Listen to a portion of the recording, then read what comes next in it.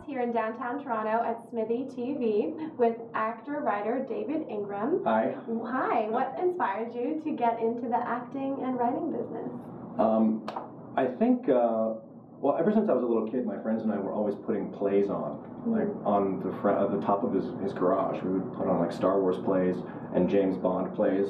I remember I was maybe like 8 years old, 8 or 9, and I was going to play James Bond. It was like black track pants and a white T-shirt and a black button down, like opened up, so it kind of looked like a tuxedo. And I had ketchup packets from McDonald's that I was like squirting all over when I got shot with blood, or shot with a bullet and bleeding all over. And it just sort of came out of that. But I was actually terrified of it as well.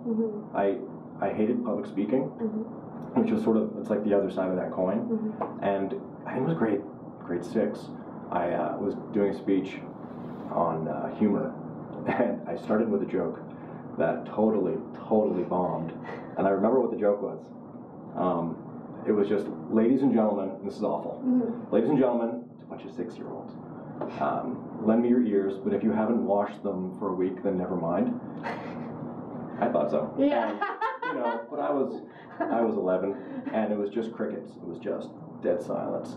And I saw spots, and I passed out in front of the class. I just totally passed out. And then I was terrified of like public speaking and acting, and all of that. Like even in like grade 7, early high school. So how did you overcome this? I just in high school I just started taking like drama just for fun. I had friends that were taking it, so it sort of weaned me back into it. And then I took some acting classes in university, which is McMaster, so it's not really, you know, acting classes. It's more like a theoretical program. Yeah, it was sort of half and half. Yeah. And I just really got to enjoy it. And at the end of second year, when we had to declare or end of first year, we had to declare our major. And I was actually going to take English and philosophy, like a combined honors. And I walked into the office and I declared my major, and I walked out, and I turned around and I walked back in. I said, "Give me that back." And I crossed out English and I put on theater. So that was it. And you recently started Retrograde Films.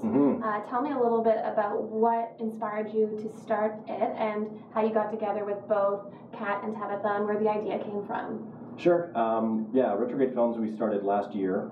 Actually, I met Tabitha at a Christmas party through a mutual friend, an old roommate of mine.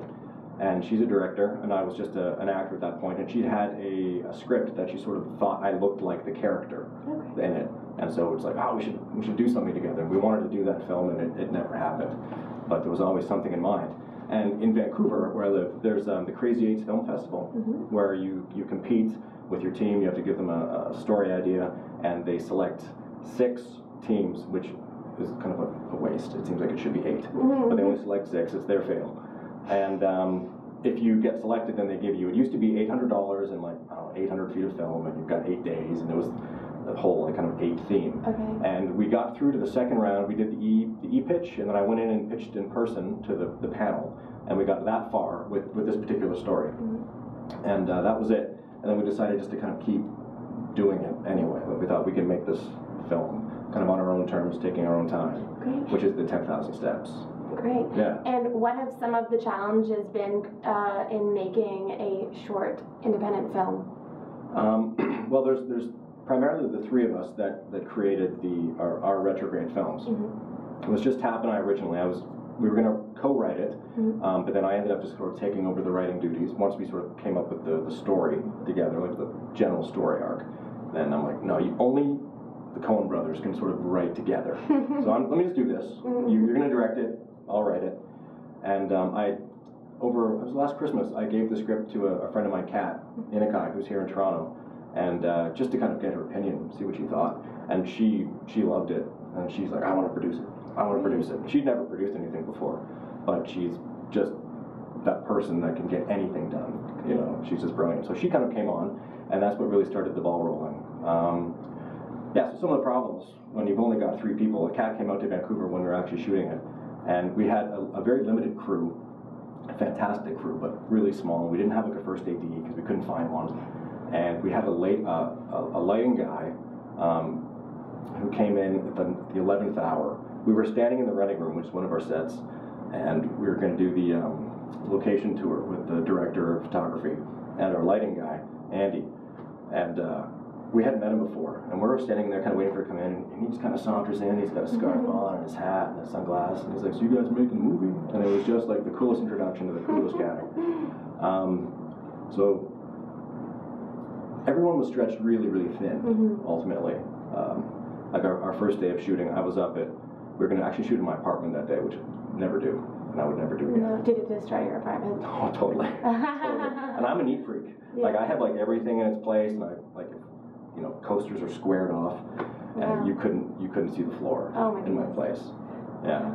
And tell me a bit more about 10,000 Steps. What is the story about?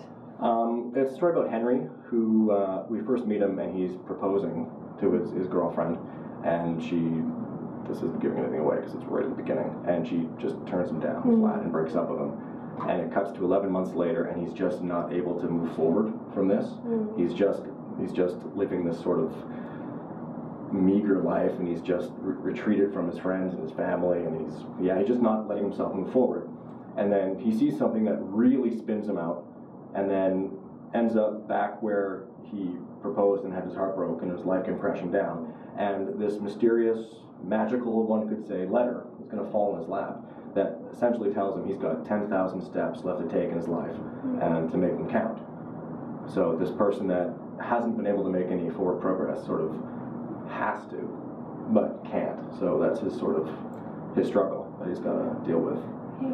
And are you hoping to develop more projects along the same lines in the future? Or are you looking to open up to different types of genres? Yeah, definitely more projects. We're not sure about the same genre just because we don't know what the next project is, but that's why we created Retrograde Films. It's like, if we're gonna, like, we work really well together, the three of us, and it's like, let's just keep doing this. So yeah, Kat incorporated us, and she, like I said, she just does everything. And yeah, so we're kind of building up the skeleton of something to keep working on other projects in the future. We've got a couple of television show ideas that we want to develop and work on and see where it goes. Great. Yeah. And where is the best place to find out more information on you and on Retrograde Films online? On Facebook and Twitter are good ways to kind of get to the website. On what is it on Facebook? It's is it 10,000 Steps on Facebook? It could be. There's also on walktillyouDrop.com, which actually is Kat's idea. It's a website that we have up that we're using as sort of an information forum for new and upcoming filmmakers to kind of follow our progress of making the film from inception until the time that we first show it. And people can kind of learn from what we do right and what we do wrong. There's video blogs, there's links for resources, there's written blogs about the experience of making the film. And yeah. Okay, thank you so much. Congratulations. Sure. And I look forward to seeing more from Retrograde Films in the future. Perfect, me too. Thank you. Thanks very much. Thanks. I'm Katie Uhlmann reporting for KD Chats here at SMITHEE TV in Granville.